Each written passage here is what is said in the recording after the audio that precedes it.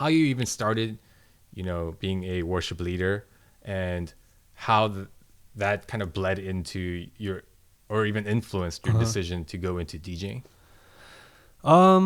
So my dad is a worship leader, or was a worship leader at church, and he was doing it for so long. And naturally, I just picked up the guitar and learned how to sing.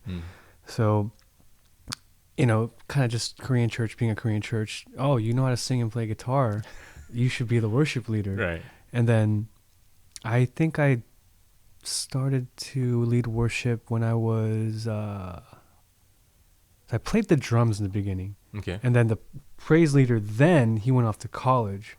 So I had to step off from the drums, and I took the guitar and singing Right. role. And that was in my senior year of high school. So I led worship every Sunday for both the youth and sometimes the EM at the time at my church. And what else happened? I led worship at retreats. I think that's where I met you. Yeah. Yeah, I met a lot of the current folks at our church right now at that retreat, Right. Which is crazy how everything comes full circle. Yeah.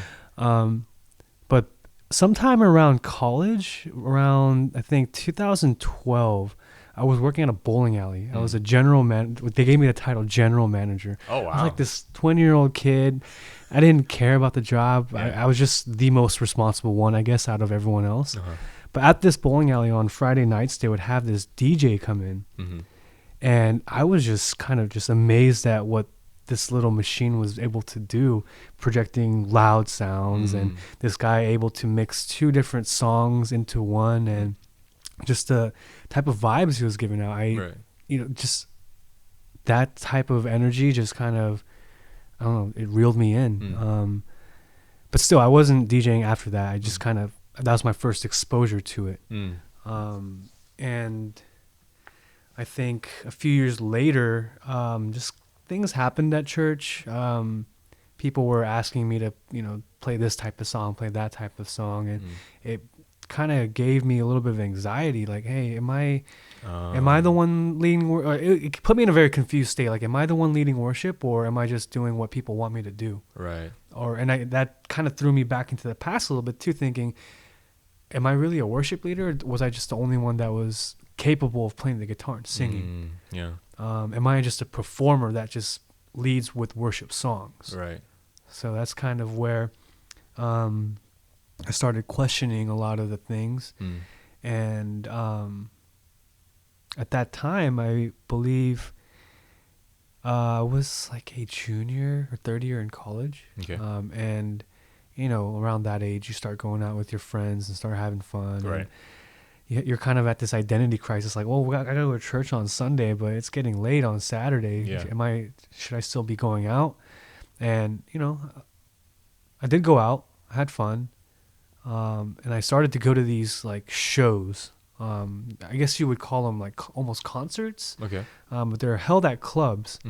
And there are DJs that are playing their like 1 hour, 2 hour sets.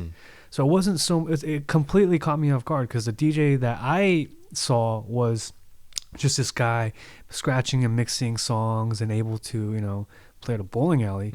And I saw it in a whole different realm where it was, man, this guy is putting on a show. It's a concert. I mean, he's not scratching, he's not mixing, but he's curating these sounds like, wow, and he's getting people to have fun. It's a massive production. It's a huge show. Right. And I fell in love with that. Like the first time I saw it, I was like, okay, I'm going to DJ. Oh, wow. Yeah. Also, you just saw it. Did you know the concept? Because I still honestly don't even really understand the concept of DJing.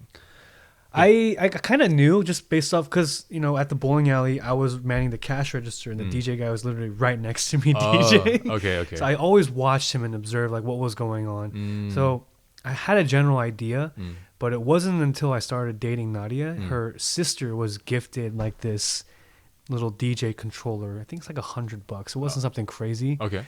But I took that, I borrowed that, and I just spent hours and hours and stayed up all night trying to figure out how to move from the one song to the next. And, oh, wow. Yeah. Wow. So it's just for the people who are ignorant like me, as a DJ, what I understand it to be is you're choosing music, you're choosing songs, and you're coming up with creative ways to transition from one song to another. Is that it? Is there anything else?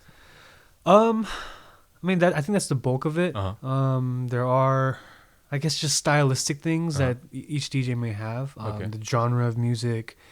But I think you hit it on yeah. I see. Yeah. Okay.